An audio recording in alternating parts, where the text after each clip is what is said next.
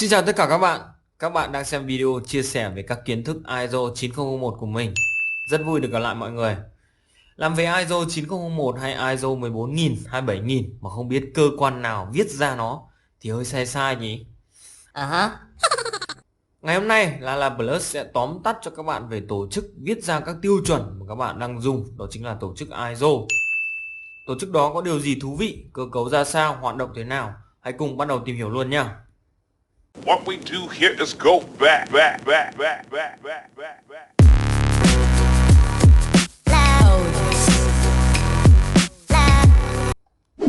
ISO là một tổ chức quốc tế độc lập, phi chính phủ bao gồm 162 thành viên là các cơ quan tiêu chuẩn quốc gia. Tức là ISO không trực thuộc một ông lớn như Mỹ, Anh, Pháp gì đó phải không? Đúng rồi, phi chính phủ mà, giống như Liên Hợp Quốc, WHO hay WTO, nên nó không chịu ảnh hưởng và sức ép nào từ bất kỳ quốc gia để tạo lợi thế thương mại cho ai cả. Nó hoạt động độc lập, tạo ra những tiêu chuẩn chung, công bằng cho tất cả các quốc gia trên thế giới. Thế trụ sở ISO ở đâu nhỉ? Trụ sở chính headquarter đặt tại Geneva, Thụy Sĩ. Thụy Sĩ á? Có phải là đất nước về đồng hồ không nhỉ?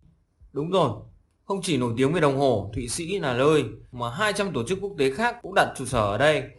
Tổ chức Y tế Thế giới WHO này, Tổ chức Thương mại Thế giới WTO này, vân vân.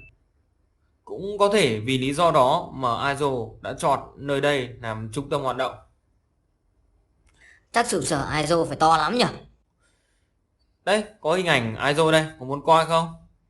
Có chứ, cho coi thử xem. Đây, trụ sở ISO đây. Chụp ảnh có tâm ghê ta. Có hình ảnh nào toàn cảnh hơn không? Đỡ đỡ rồi đó. Cơ mà chữ ISO vừa nãy đâu nhỉ?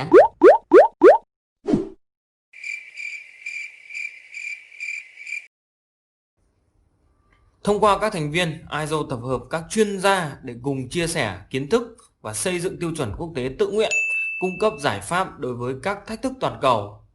Ô, thế là ISO toàn hàng tuyển chọn thì mới được vào cho ISO nhỉ? Để tạo ra những cái tiêu chuẩn này. Đúng rồi, nhờ vào đội ngũ này mà ISO cho ra lò các tiêu chuẩn quốc tế và quy định kỹ thuật cấp thế giới cho sản phẩm, dịch vụ và hệ thống đảm bảo chất lượng, an toàn, hiệu quả. Các tiêu chuẩn là công cụ tạo ra thuận lợi thương mại quốc tế. Hiện nay ISO đã công bố gần 22.500 tiêu chuẩn quốc tế rồi và các tài liệu liên quan khác. Ồ, nhiều thế cơ à? Có tiêu chuẩn về xe đạp, xe máy, buôn lông, giày dép, quay phim, chụp ảnh không nhỉ? Có hết nhé. Tiêu chuẩn ISO tính đến nay bao trùm gần như tất cả các ngành công nghiệp, từ công nghiệp cho tới an toàn thực phẩm, nông nghiệp, chăm sóc sức khỏe. Tiêu chuẩn ISO tác động tới mọi người ở mọi nơi đấy. Thế ISO có tiêu chuẩn về cách tính lô đề bói toán tử vi không anh ơi? Em đang cần anh ơi. Cái đó thì khó nhá, chắc do chỉ có Việt Nam mới chơi cái món này. Nếu cả thế giới mà có lô đề bói toán thì chắc ISO cũng có đấy. ISO được thành lập năm 1946 khi đoàn đại biểu từ 25 quốc gia gặp mặt tại Hiệp hội Kỹ sư xây dựng ở London, quyết định thành lập ra một tổ chức quốc tế để tạo ra thuận lợi của các tiêu chuẩn công nghiệp. Các bạn có thể tham khảo các video trước đây của mình. Vào ngày 23 tháng 2 năm 1947 thì ISO mới chính thức bắt đầu hoạt động. Lập từ 1946 nhưng tận đến 1947 thì mới hoạt động à? Xây dựng cơ sở lâu ghê nhỉ? Đúng thế, xây dựng cơ sở cũng phức tạp và tốn thời gian lắm. Cơ cấu ISO cũng khá là nhiều ban bệ liên quan nên cần thời gian để chuẩn bị. Cơ cấu tổ chức ISO bao gồm: đầu tiên đó là Đại hội đồng General Assembly, là cơ quan có thẩm quyền cao nhất đối với tất cả các công việc của ISO. Đại hội đồng họp toàn thể mỗi năm một lần, bao gồm tất cả các nước thành viên và quan chức của ISO. Đại hội đồng này chắc nằm ở đại hành dinh Geneva rồi phải không? Đúng thế. Tiếp đó là Hội đồng ISO hay là ISO Council, chịu trách nhiệm về hầu hết các vấn đề quản lý. Hội đồng họp một năm 2 lần, gồm 20 thành viên được Đại hội đồng ISO bầu ra. Sau nữa là Ban Quản lý Kỹ thuật Technical Management Board TMB, chịu trách nhiệm quản lý các hoạt động kỹ thuật. Cơ quan này chịu trách nhiệm về các ban kỹ thuật tiêu chuẩn và ban cố vấn chiến lược. Sau nữa là Ban Thư ký Trung tâm Central Secret do Tổng Thư ký điều hành. Ơ, Sao đây không thấy Ủy ban phường TC176 mà ông suốt ngày nhắc đến ở trong các video trước nhỉ? Từ từ đã, mình đã trình bày hết đâu. Còn một bộ phận cực kỳ quan trọng đó là Ủy ban kỹ thuật, hay gọi tắt là Ban kỹ thuật, viết tắt của từ Technical Committee, viết tắt là TC. Nhỏ hơn là Tiểu ban kỹ thuật, Sub Committee, viết tắt là SC. Khoan, thế TC176 ở đâu nhỉ? TC176 nằm ở ban kỹ thuật này. Nó là một bộ phận nhỏ trong ban kỹ thuật. Các bộ phận nhỏ này không đặt tiên phòng là phòng A, phòng B, C mà đánh thứ tự từ 1, 2, 3, 4 vân vân. Ô, thế ban kỹ thuật này nhiều phòng nhỉ? Có tận 176 phòng. Không có 176 phòng đâu. Hả? Mà đến tận 333 phòng cơ.